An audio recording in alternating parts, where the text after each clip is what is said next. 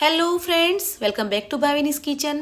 Friends, આજે healthy અને super tasty અને ખાવામાં એકદમ સોફ્ટ અને સ્પંજી એવી સોજીની કેકની રેસીપી આજે હું તમારી સાથે શેર કરવાની છું. તો ફ્રેન્ડ્સ, સોજીની કેક બનાવવા માટે 1 કપ સોજી લીધી છે.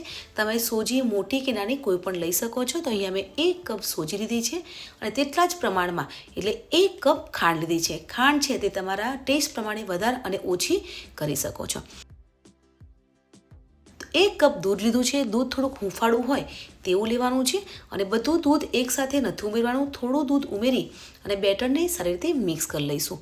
હજુ પણ દૂધ છે તે ઉમેરવાની જરૂર છે કેમ કે બેટર આપણું ડ્રાય છે, એટલે જે અડધું દૂધ હતું તે પણ ઉમેરી અને બેટરને સારી રીતે મિક્સ કરી લઈશું.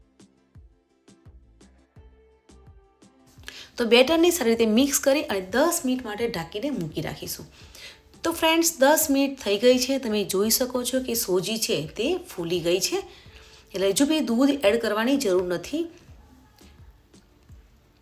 હવે મિક્સર જાર લેવાનું છે અને બેટરને જારમાં એડ કરી અને પીસી લેવાનું છે.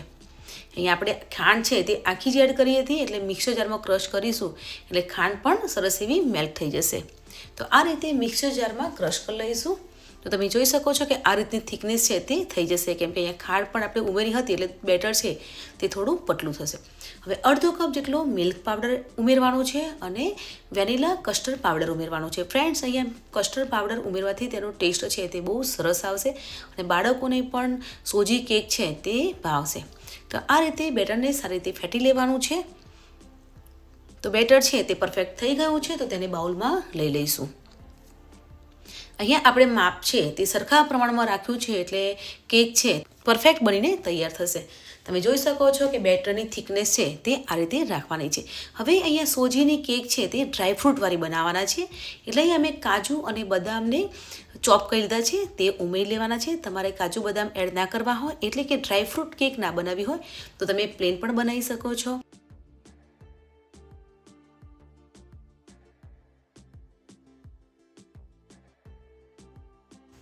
તો આ રીતે આપણે ડ્રાયફ્રૂટને ઉમેરી અને એકવાર મિક્સ કરી લઈશું. હવે અહીંયા અડધી ચમચી જેટલો બેકિંગ પાવડર અને હાફ ટીસ્પૂન બેકિંગ સોડા ઉમેરવાના છે અને 4 થી 5 ચમચી જેટલું મેલ્ટેડ બટર એડ કરવાનું છે અને બેટરને સારી રીતે ફેટી લઈશું.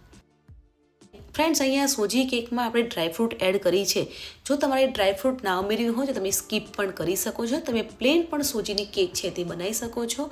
તેના સિવાય તમારે ફ્રેશ ફ્રૂટ પણ તમે એડ કરી શકો છો, બ્લેકબેરી પણ એડ કરી શકો છો, સાથે તમે ચોકલેટ પીસીસ પણ એડ કરી શકો છો. પણ અહીંયા મેં ડ્રાયફ્રૂટ કેક બનાવી છે એટલે મેં ડ્રાયફ્રૂટને એડ કરીએ છીએ. હવે બેટરને સારી રીતે મિક્સ કરી અને કેક ટીનમાં લઈ લઈશું. અહીંયા આપણે કેક છે તે ગેસ પર બેક કરવાના છે. તમે ઓવનમાં પણ બેક કરી શકો છો.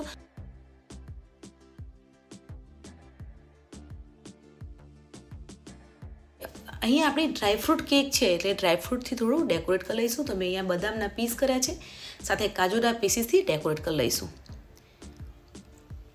કઢાઈ પણ ગરમ થઈ ગઈ છે, તેને પણ મેં 5 મિનિટ માટે ગરમ કરવા મૂકી હતી ધીમા ગેસ પર.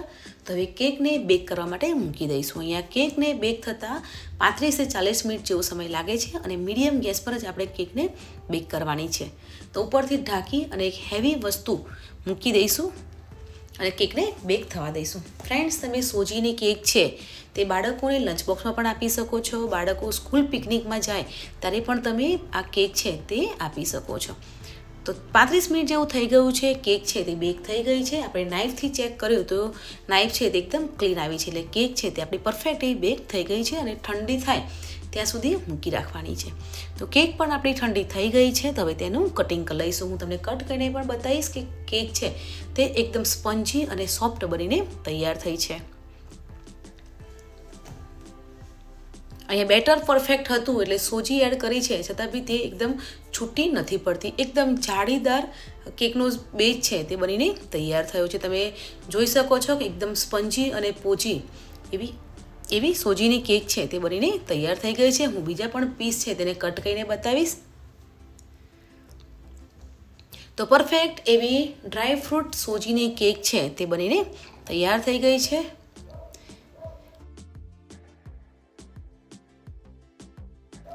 સોફ્ટ સ્પંજી અને ડિલિશિયસ યમી એવી સોજીની કેક છે તે બનીને તૈયાર થઈ ગઈ છે. તો આજની કેકની રેસીપી કેવી લાગી કમેન્ટ સેક્શનમાં જરૂર બતાવજો. ફ્રેન્ડ્સ, વિડીયો સારો લાગ્યો હોય તો પ્લીઝ વિડીયો લાઇક કરો, શેર કરો और મારી ચેનલ ભાવિનીસ કિચનને સબસ્ક્રાઇબ કરો. મળીએ છીએ નવી રેસીપી સાથે. ત્યાં સુધી બાય બાય.